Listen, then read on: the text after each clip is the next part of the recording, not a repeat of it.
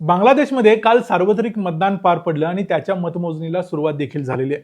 आतापर्यंत जे काही निकाल हातात आलेले आहेत त्यावरून एक स्पष्ट झालेलं आहे ते म्हणजे बांगलादेशमध्ये BNPला म्हणजे बांगलादेश नॅशनलिस्ट पार्टीला पूर्ण बहुमत मिळालेलं आहे.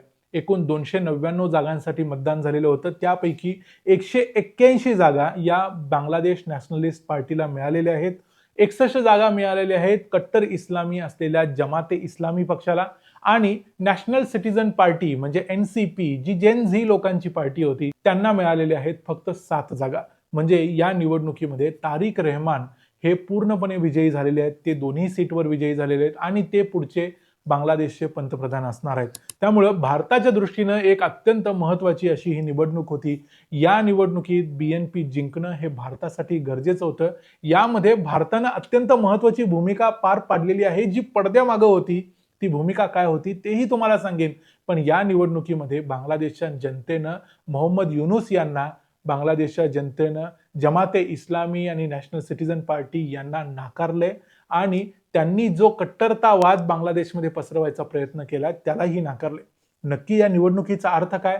भारतासाठी ही निवडणूक का महत्वाची आहे हे सगळं पाहूया आजच्या या व्हिडिओमध्ये. मी आहे रणजित यादव आणि तुम्ही पाहताय द मराठी बाणा. बांगलादेशच्या निवडणुकीचा निकाल बघण्याआधी बघायला पाहिजे की बांगलादेशमध्ये मागच्या 1.5 वर्षात काय महत्त्वाच्या घडामोडी घडल्या. त्यातली सर्वात पहिली गोष्ट म्हणजे जुलै 2024 मध्ये बांगलादेशमध्ये जेन झी प्रोटेस्ट करायला रस्त्यावर उतरली आणि त्यांनी तिथलं जे शेख हसीना यांचं सरकार होतं ते उलथवून लावलं. आता इथं हे समजून घ्या की शेख हसीना या प्रो इंडिया नेता आहेत म्हणजे भारताच्या जवळीच्या नेत्या. त्यामुळे त्यांनी सत्तेवरून पदच्युत केलं आणि त्यानंतर बांगलादेशमध्ये या सगळ्या जेन झी लोकांनी मिळून एक हंगामी सरकार स्थापन केलं आणि या हंगामी सरकारचे ॲडवायझर म्हणून मोहम्मद युनूस या माणसाला तिथं बसवलं. खरं तर मोहम्मद युनूस यानं संपूर्ण सरकार हे एक प्रकारे अँटी हिंदू किंवा एक प्रकारे कट्टर मुस्लिम सरकार चालवण्याचा प्रयत्न केला. ही गोष्ट देखील सगळ्यांच्या लक्षात आली.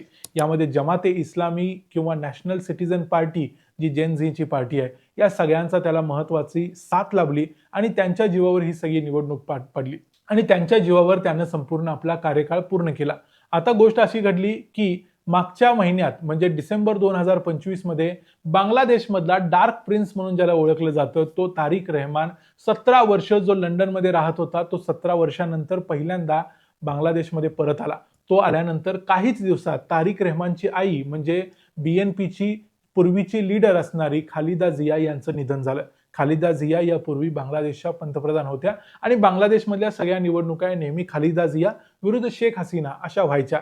पण या निवडणुकीमध्ये मात्र खालिदा जिया हयात नव्हत्या. त्यांचं निधन झाल्यानंतर मग पुढच्या 2च महिन्यात या निवडणुका झाल्या आणि त्यामध्ये तारिक रहमान यांच्या BNPला बांगलादेश नॅशनलिस्ट पार्टीला पूर्ण बहुमत मिळालेलं आहे आणि ही अत्यंत महत्त्वाची गोष्ट भारतासाठी आहे.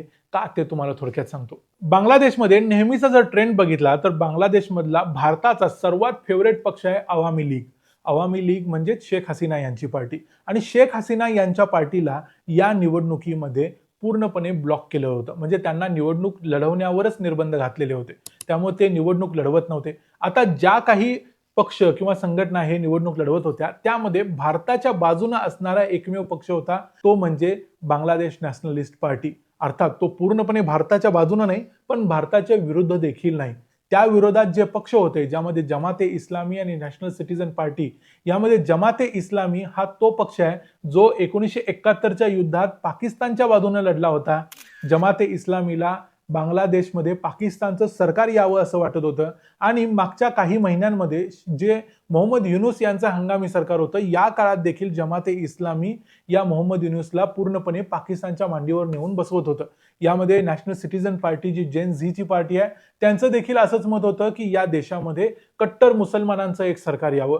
यासाठी जमाते इस्लामी आणि नॅशनल सिटीजन पार्टी यांनी या निवडणुकीमध्ये एक युती केलेली होती आणि ते दोघे एकत्र निवडणूक लढवत होते. त्यामुळे धोका हा होता जर हे दोघे एकत्र आल्यामुळे जर निवडून आले किंवा जिंकले तर बांगलादेशमध्ये एक कट्टर इस्लामी सरकार येणार होतं जे सुदैवानं आता आलेलं नाही. ही निवडणूक त्यासाठी महत्वाची होती आणि आवामी लीग या निवडणुकीत नसल्यामुळे भारताकडे जो पर्याय होता तो होता BNPचा आणि भारतानं तो पर्याय बरोबर निवडला. अर्थात तुम्हाला असं वाटेल की भारताची यामध्ये भूमिका काय तर इथं सर्वात मोठी महत्वाची भूमिका भारताची हीच आहे. हा जो डार्क प्रिन्स किंवा तारिक रेहमान आहे, जो जवळजवळ 17 वर्ष लंडनमध्ये होता, या तारिक रेहमानला बांगलादेशमध्ये परत आणण्यामध्ये एक महत्त्वाची भूमिका भारतानं देखील निभावलेली आहे. जो जेव्हा लंडनमध्ये राहत होता त्यावेळेला अनेक भारतीय अधिकाऱ्यांनी त्याची भेट घेतलेली होती आणि त्याला बांगलादेशमध्ये आणण्यासाठी प्रयत्न चालवले होते. याचा मग भारताला फायदा काय होणार होता, की बांगलादेशमध्ये जे जमाते इस्लामी आणि नॅशनल सिटीझन पार्टीचा नंगा नाच मागच्या 1.5 वर्षांपासून चालू होता.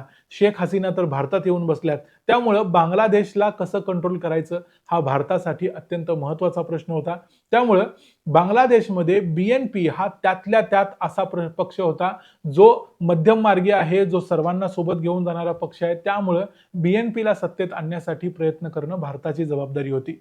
मधल्या काळात तुम्ही बघितलं असेल, जेव्हा खालिदा जिया आजारी पडल्या त्यावेळी देखील नरेंद्र मोदींनी त्यांना फोन करून सांगितलं होतं, की तुम्हाला कोणतीही गरज पडली तर त्यासाठी भारत तुम्हाला मदत करेल. पण प्रत्यक्षात तशी वेळ आली नसली तरी भारत बांगलादेश नॅशनलिस्ट पार्टी बरोबर चांगले संबंध ठेवून होता आणि म्हणूनच तारिक रेहमानला बांगलादेशमध्ये परत आणण्यामध्ये भारतानं महत्त्वाचा रोल निभावला आणि त्याला बांगलादेशमध्ये परत आणलं. तो बांगलादेशमध्ये आला, त्यानं पाहिलं आणि त्यानं निवडणूक जिंकली, जी अत्यंत महत्त्वाची गोष्ट होती. इथं जमाते इस्लामी आणि नॅशनल सिटीझन पार्टी हरलेले आहेत, पण तरी देखील ते आता जास्त घातक होऊ शकतात, कारण त्यांचा पराभव झाल्यामुळे ते चिथावलेले आहेत. पुन्हा एकदा हिंदूंच्यावर हल्ले होण्याची शक्यता देखील आहे. पण हे सगळं आता येणाऱ्या काळात बघावं लागेल. तारिक रेहमान कोणत्या पद्धतीनं तिथं सरकार चालवतात, काय काय करतात.